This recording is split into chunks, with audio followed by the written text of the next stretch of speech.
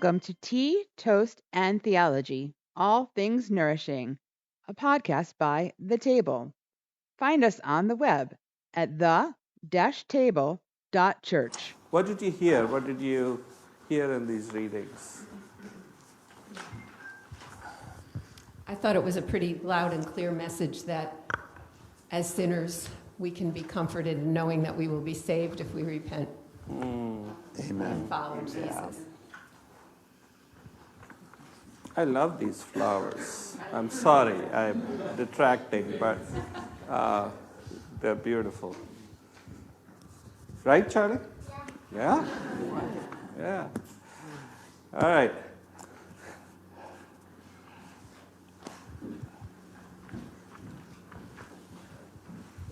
I heard a loud message that God forgives. Mm. And I like your new haircut. All right. A situation that happened to me yesterday reminds me of what we're talking about. The need for saying I'm sorry or asking God for forgiveness, etc. Some of you know Leon. He's come to our dinner and, had about 17 days of sobriety a week ago. Well, Leon came to my porch yesterday and he was drinking. He was drunk. But he stopped when I said, Leon, come on over. And he came over. And so we talked. And it took a little while for him to talk more about why he drank. And it took a little while why he drank. Breaking down crying, which is often a part of when someone is drinking and they feel ashamed. And I said, well, I'm glad you feel bad, Leon, because you need to want to feel good. And you know what you need to do. And I said, why don't you call Brian or Art, the person that you know is there for you? They said, call me anytime. And I'm sure they've called you a couple of times already during their day. And he agreed, yes. And I said, well, tomorrow is another day. That's today. And I said, there's an AA meeting at the beach you told me about. I hope you'll go there. So this morning, he always sends a text message, good morning, to, I'm sure, more than me. And I said, good morning to you, Leon. I hope you feel better. And I hope you'll go to that grouping today and let them know just what happened and be honest with them. And he said, I will. And I realized, we all need somebody in our life sometimes to say or have us say, I'm sorry, or God forgive me. Sometimes we don't do it automatically when it happens. And I'm thankful that God put me there for Leon, but I'm also thankful that God, you put in my life individuals, whether it's Father Amjad in a sermon or sometimes maybe in my own reflection on the scriptures or prayer, that God reminds me I need to ask God for forgiveness. I need to say I'm sorry. And sometimes I need to say it out loud, even if I'm by myself, not just saying it in my head. So Leon reminded me of that yesterday, and I'm grateful for that. And Dennis, kind of how you were acting as an advocate for Leon last night. I love in the first reading in Exodus that Moses is advocating on behalf of the Israelites. We talked about this in Bible study, and I also love it that Moses just puts out a logical argument to God, and God changes his mind. Not that, he may have done it regardless, but that idea that Moses is out there asking for forgiveness for people who probably don't deserve it, like all of us. And God says, you know what? Okay. So God can say okay to all of us too. Yeah, we use an interesting word for it, and then sometimes words lose meaning, which is intercession, right? So it's coming to God on behalf of, interceding, right? Yeah. And I always love this gospel where we see God's forgiveness because he will go out after that one little sheep. I was that sheep. I still can be that sheep. And he will go and search and find And there's a beautiful book I read called A Shepherd Looks at Psalm 23, and it's about a real life shepherd. And when they do go and look for that lost sheep, the sheep is so frightened it can't stand on its own. So that's why the shepherd puts the sheep on his shoulder so he could carry it, because he cares so much for that sheep and knows it's so scared and it can't walk by itself. So I just love the imagery of that. Wow, thank you, Jen. Beautiful. Yeah, I expected on down that you would say start the service off with, so what do you think? But you disappointed me. But I got something I got something to say about that too. Oh, good, that's okay. Okay, what do you think, Charlie? What I think is that I'm the one that's lost, and that God should come after me. Yeah. And forget about the rest of you guys. Excellent point. Excellent point. Okay, I'll talk about that. Thank you. How do you know what I'm thinking? Okay. All right. Okay, so I'm lost that I should talk, so here I go. Well, I was one of those sheep, you know, and I've been sober for 20 years.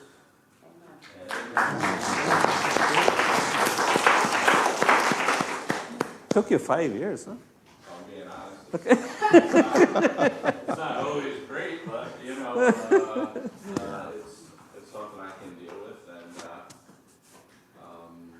I got into a very personal relationship with the Lord, and He brought me into some very challenging places, not just emotionally or whatever, but physically challenging places. He spoke to me, He told me some things that were, you know, like just personal, like private things that I'm sure He doesn't tell everybody, and like it's just been amazing, and it's still a journey. He told me that I'm in session with Him, is what He said. I'm in session, and so I was like, all right, Lord, I'm here, you know, and I thought I was gonna die, like when He first started working on me. I was like, I was literally getting worked physically to the point where I was like, I don't know if I can do this anymore. But I just kept going in faith, you know. I was ragged as anything. But I just kept going, and I worked through a lot of pain, physical pain. And I just kept my head down, and like a bull, I just kept going forward. And not always trusting God, but trying to. You know, you're not always strong, you know, you're not always faithful, and, you know, you don't always think of God when you're in certain situations. Sometimes you don't know what to do, so you just go, you just keep going, just keep moving. There's an old saying I heard when you're going through hell, keep going. You know, and that's proven true for me. You know, if you're going through something hard, just keep going. Keep moving forward. You will come to the end of it.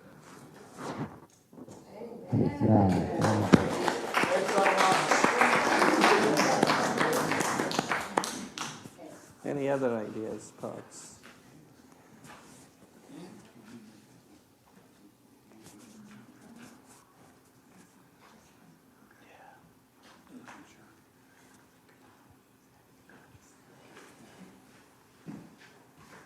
All right, I'll begin with what Jen said, and I'm going to share two quick stories, which, Charlie, you will enjoy.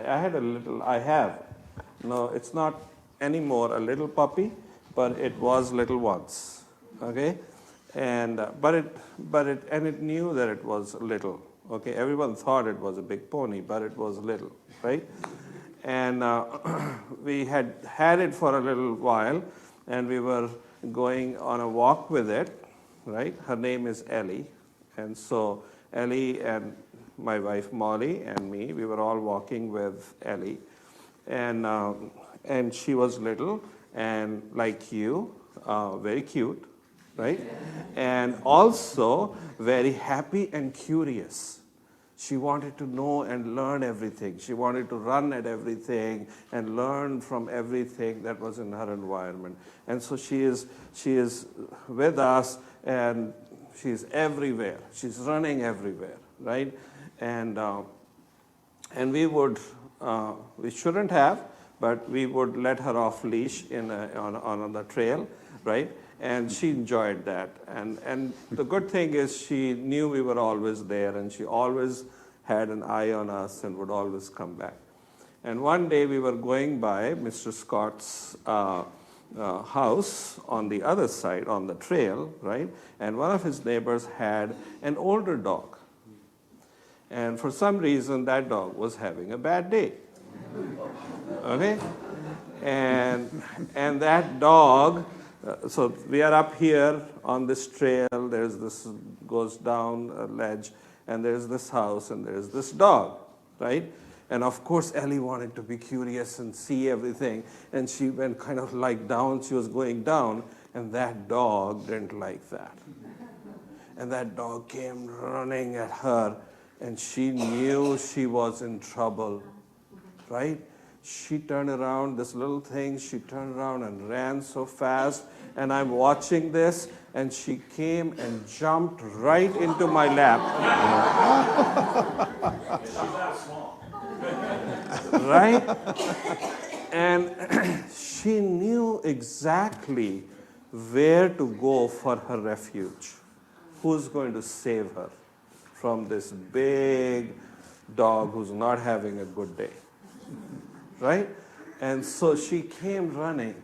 And that day I thought, oh my God, we have had her for like maybe a couple of months maybe, but she knows exactly where to go and who to ask for help when she is in deep trouble. Right? And then she got on, and then she looked back, is he still coming? Right? Then I'll tell you another story, again about Ellie.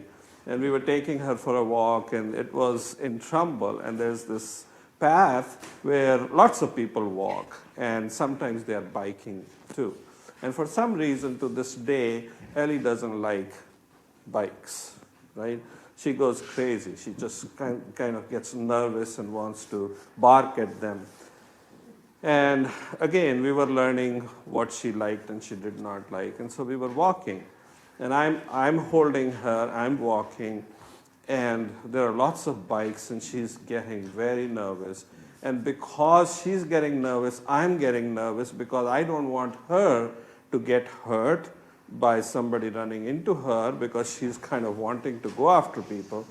And I didn't want anyone else to get hurt from her doing that. So I'm very nervous, okay? And then at one point I said to Molly, we need to turn around. This is not going well. And we turned around, we went back, and as soon as Ellie saw the car, our car, and there were lots of cars in the parking lot, as soon as she saw our car, she was like, let me into this car. And we opened the door, and she went right in, and she kind of breathed like, oh, thank God I'm in my secure place. Right? To your point, when we get lost, we become anxious and we lose control, right, of our faculties. And sometimes, and when I reflect on that day, I think to myself, was it that she was nervous, or was it that I was nervous and she was taking my nervousness and multiplying it because I was so nervous about her in that situation, right? But we all need a secure place. We all need a secure place. The greatest sadness in human life is when we do not have a secure place. That's the greatest sadness in our life, when we do not have a secure place. You know, when we turn around, we look around, and we just don't have a secure place. And that is where I love what our community is doing. On Friday nights, if you were there this Friday, you saw there were, I think, 3 or 4, I think we counted 4 people who were new. 4 new people were there, right? And I love the fact that we were a place of peace for, I think, all 4 of them, right? And we are becoming that place where people come for that purpose, to find that sense of security, to find that sense of peace, right?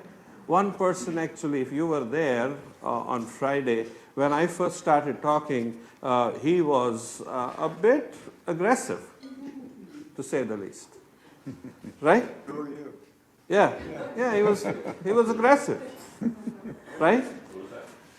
Huh? Who was aggressive? This person. Oh, sorry. Okay. All right? And I was like, okay. Now, I can respond to that person with equal aggression, or I can understand that this person is right where Ellie was that day. Right? This person doesn't have a place of security. Right? And is coming from a place of insecurity. And I thought, okay, that's okay. And we went on talking. I think for a little while there was a little bit of nervousness I felt in the room, like, okay, right? And I was like, okay, here's the thing that I learned from Ellie on that biking trail. If I'm going to be nervous, guess what?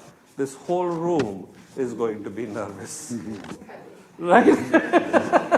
Right? And the more the whole room is nervous, this person is going to be nervous. And the more this person is going to be nervous, guess what? The more aggressive this person is going to be. Right? So, how do we manage that? We manage by asking for God, for God's peace to come into us. Right? And we pray that it is not only resting on me, that it's resting on the entire community, because the entire community creates that space of peace, which then this person will also feel. And I will fast forward. In the end, he came over to me with a big smile and he said, I am sorry for my behavior. I am sorry for how I acted. And I said, that's okay. He said, no, it's not okay. I am sorry. I said, okay. You know? And he was happy. He said, I'm glad I came and I heard you. Right? And as he's leaving, I said, so will I see you next week? And he said, yes. Now, let's see if he shows up or not. But here's the point. We have a world in which there is that nervousness, right? And that fear exists. Chris today said that in that situation where people are going crazy, most likely driven by fear, right? Where people are going crazy, they needed a rational Moses. They needed somebody who was a little together here, right?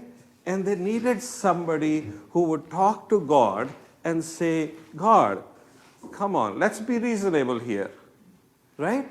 You love these people. It's not like you don't love them.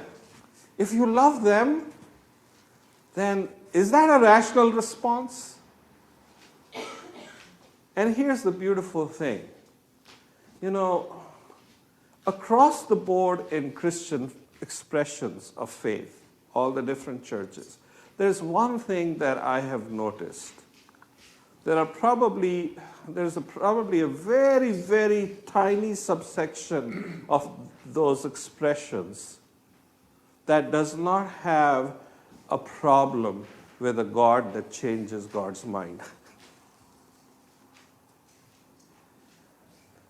Otherwise, all of our traditions are wanting to keep the God they know the same. I want the same God that existed 2,000 years ago or 4,000 years ago. I don't want him to change his mind on anything. Because I have spent all this time knowing this God, and now all of a sudden you're going to tell me he's going to change his mind? I don't want that kind of God. And if you are thinking, oh no, there are some people who don't, they're, progressive, we are progressive. Go to those churches. Well, actually, you were a part of that church. And the whole tiff was, we are not going to let any change happen. Right? Because we want everything to stay the same. Because we cannot believe that God can change God's mind. We just cannot comprehend that. God has to think the same way God always thought. Because God forbid, if that happens, what are we going to do? Because we were relying on this God that was going to think the same way, always. But the question is, what does it say to us about God? Why did God change God's mind? Why did God change God's mind? Let me ask Charlie. Charlie, when you may have done something, and your mom is not happy, right, with what you've done, but then you go there and you make a certain face, and your mom looks at you and changes her mind. What's the reason, do you think? Why did your mom change her mind when she was visibly not happy with you, with what you had done, but still she changed her mind? What do you think? I'm asking this question to everyone. You don't know? What do you all think? Because she loves you. Because she loves you. She has no desire. The reason why she is not happy is because she is concerned about your actions, because she thinks those actions could harm you. Not because she wants to be this punishing mom. She doesn't want to be a mom who hurts you. She is angry because she is concerned that those actions could lead to your hurt and your pain. And when she interacts with you and she sees a ray of hope that you are sorry for your actions, come here.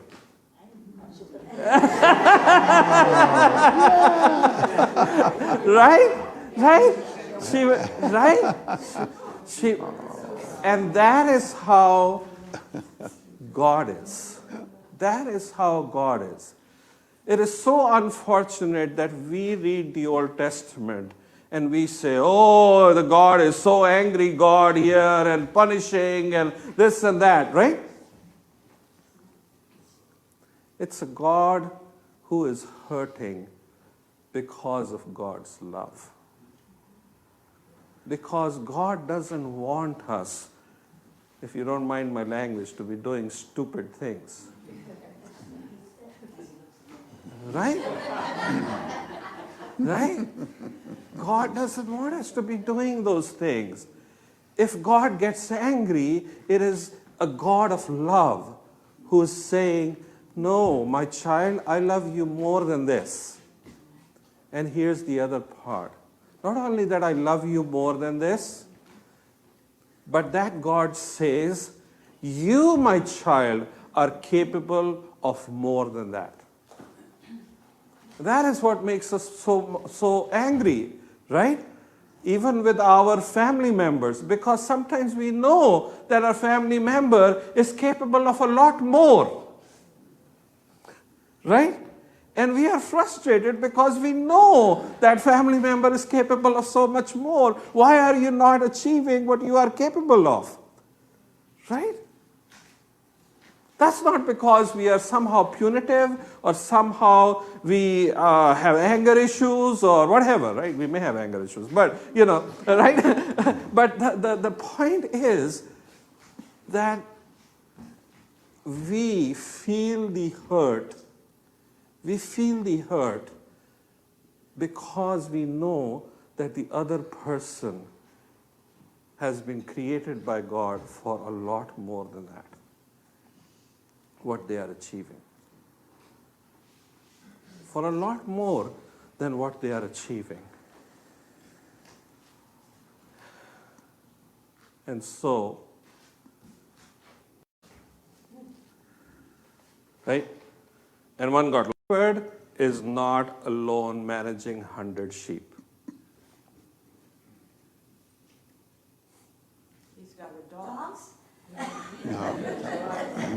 Maybe dogs, maybe. Working with Ellie, and if you're with other people who have other dogs that are friendly, you can talk to those other people and know that Ellie feels safe with what's around her.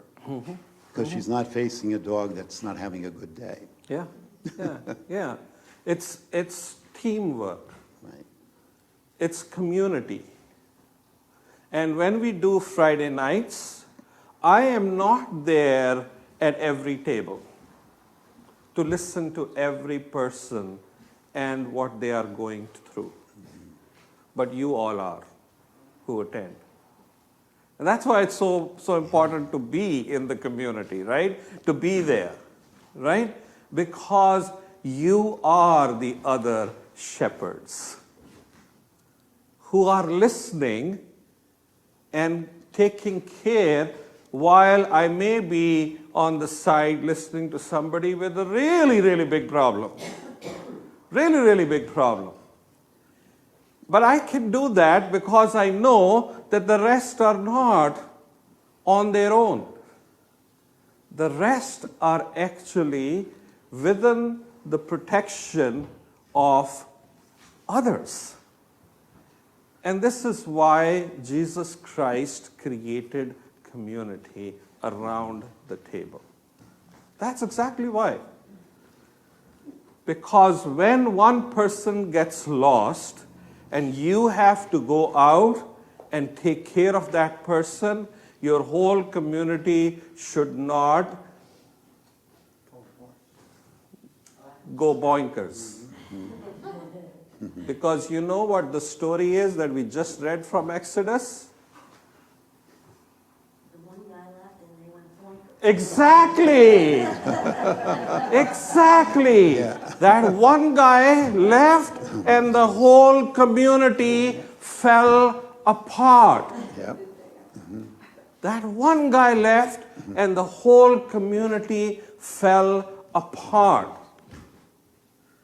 And that is why we believe one guy left and the whole community, while I can do the work that I can do. And that is the idea. By the way, that was the first thing that Moses' father-in-law said to him. He said, "Are you crazy trying to solve every person's problem? You need for people to be around you who will take on some responsibilities and will be there to take care," right? That person's name was Jethro, And you shouldn't be surprised that that is exactly why we have a thing called Jethro's Council. Right? Because at the core of the table is the idea that we all come together. We all come together, sinners as we may be, lost as we may be, right? We come together because even when we are broken vessels, God uses us to hold God's people together while that one person is being fully restored. Right? That's how we are constructed and meant to be.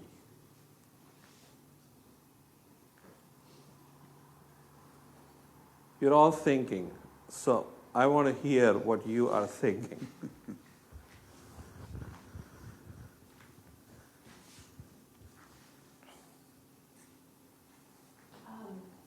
When I used to teach years ago, I would lead a chorus or a drama club of 100 plus middle schoolers. I was never alone, but I was in charge. And I knew which kids needed me more, which kids could actually be leaders, which adults could where.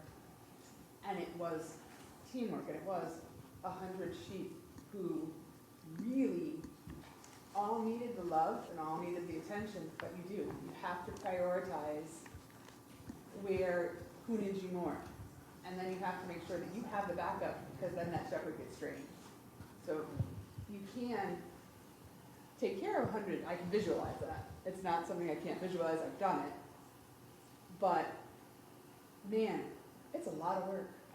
And it is not easy to be that shepherd and also be a sinner and also need forgiveness and also need the love of God and make sure that you're giving everything that your sheep need to keep them from running away. Because when that one runs away, it's a big problem.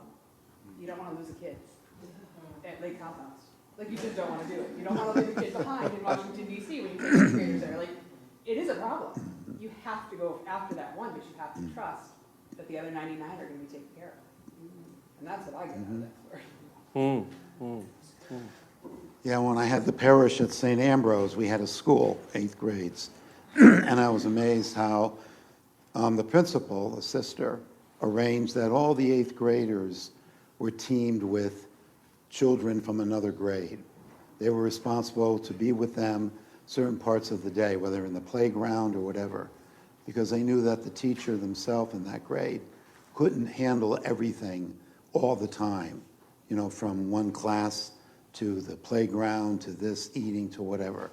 They needed help, and they ended up working with the 8th grade teacher and students to provide that leadership that was needed in those specific moments.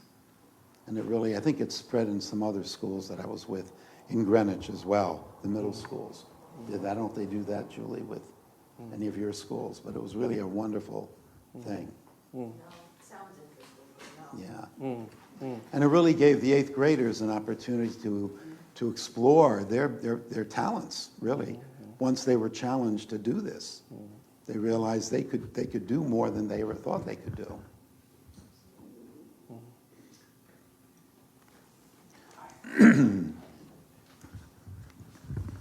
I have an example with actual sheep. And it was a while ago, my sister-in-law's husband, when they lived in Colorado, took me on what he called a road trip. Well, that road trip involved, they lived near Vail above Beaver Creek, and it involved going over a precipice where you're looking down, and there was, he's had a four-wheel drive vehicle, looking down over the expanse, and it's like if he made a wrong turn, we were dead. And we saw an elk around the way. An elk ran right in front of us, saw a moose. Well, the last thing we did was run into a shepherd. And the shepherd was at the top of this mountain. And there must have been, let's say 100 sheep around him. So he had a tin place where he lived. And he was just sitting there, whatever he was doing. Beard, looked like, maybe he was Moses. But the thing is that the sheep trust the shepherd. Right, and I think as you're alluding to, the sheep in that way, if one is going astray, might say, oh, wait a minute, come on back.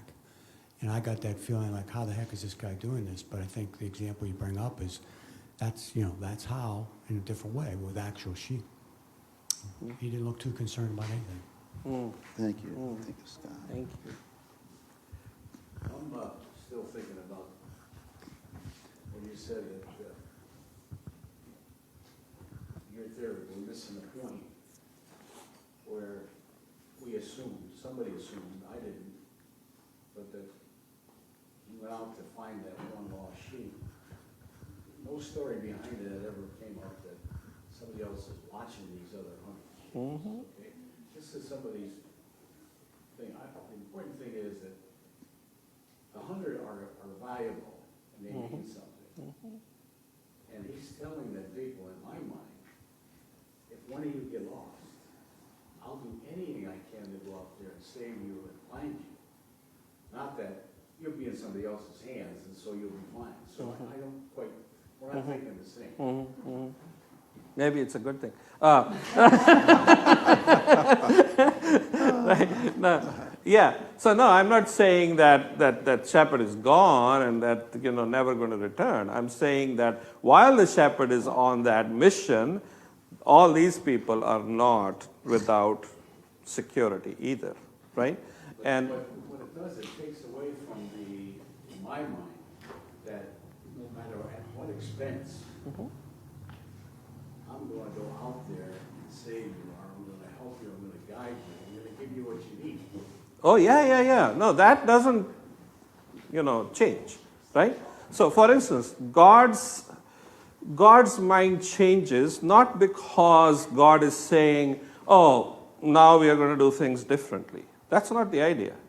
God's mind is changing because there is something that endures forever, and that is God's love, right? So all these changes that happen in human life, in God's interaction with us. By the way, the Bible is the story of how God started wanting to have that daily morning and evening walk with Adam and Eve, to losing it, to then going into trying all the different laws, then seeing it doesn't work, right?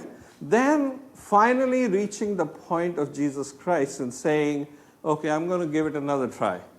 I'm going to come down myself as a human, right? Or if there is anything, the Bible is a story of how God changes God's mind because God's love endures forever, right? And changes all these ways to do this, which is what? To bring people to a point. So you see, the thing is, I've seen that, you may have seen that reel as well, where there is the sheep that is stuck in a what do you call those things? Huh?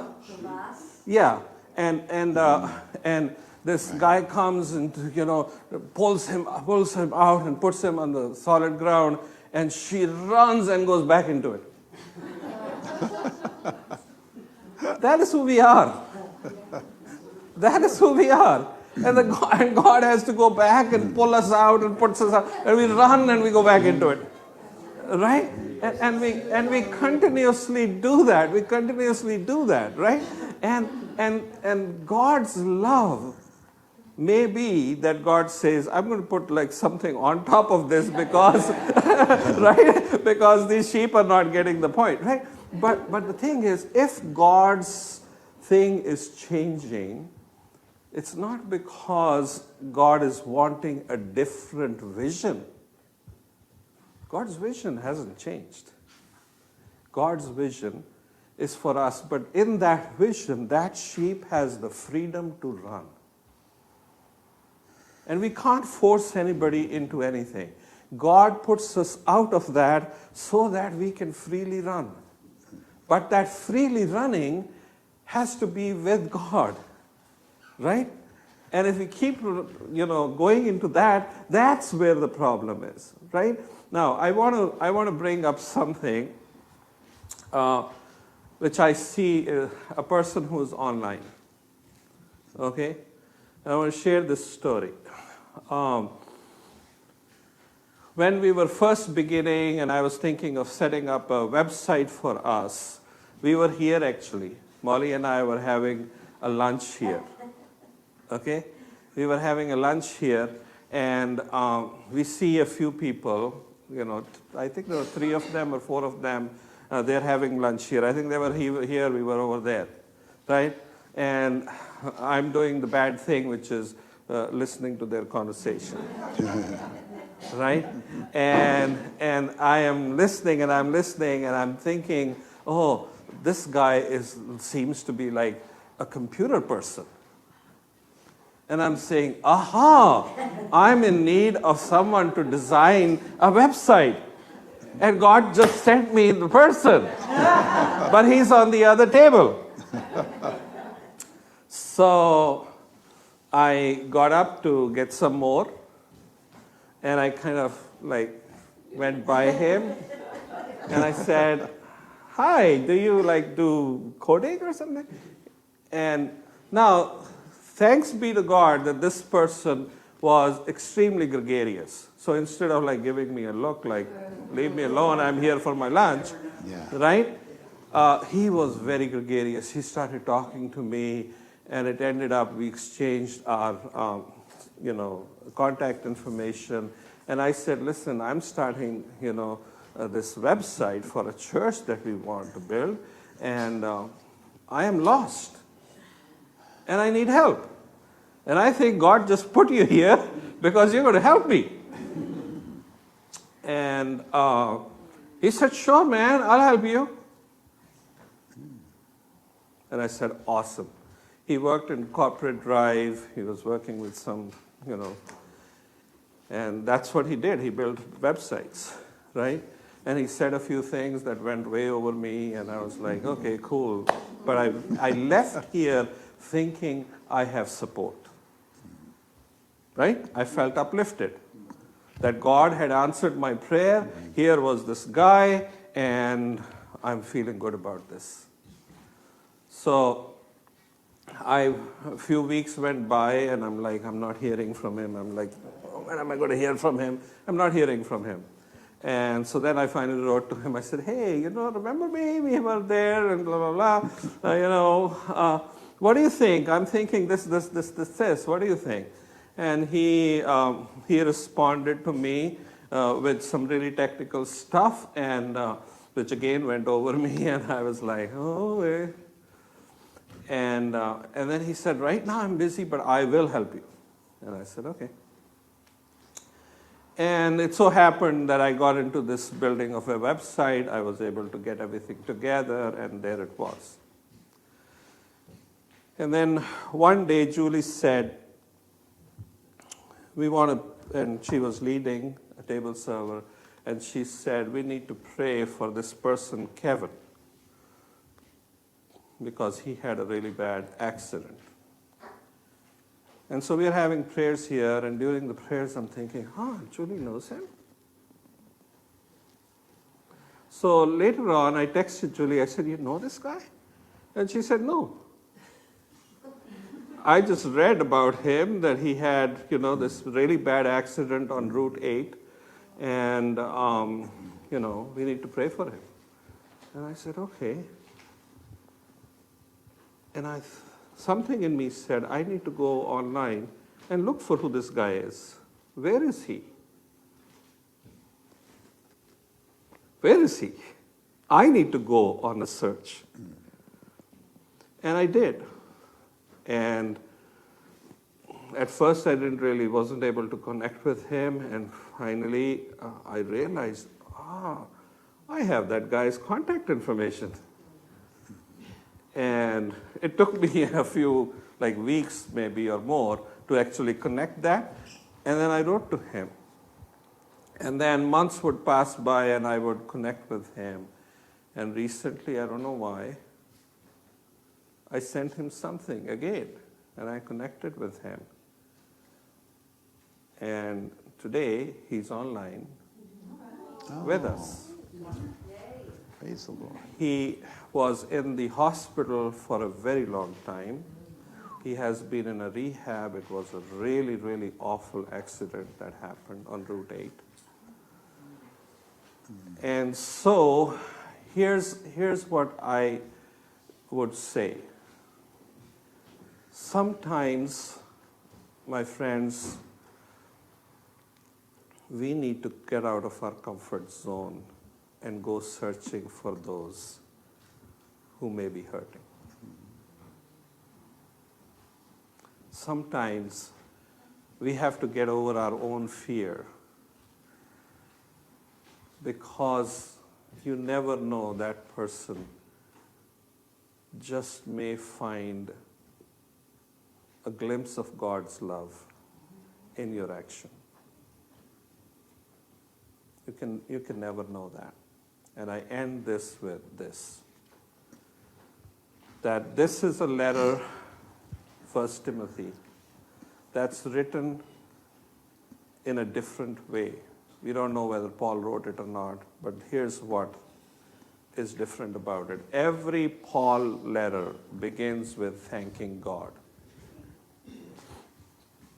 This letter begins with thanking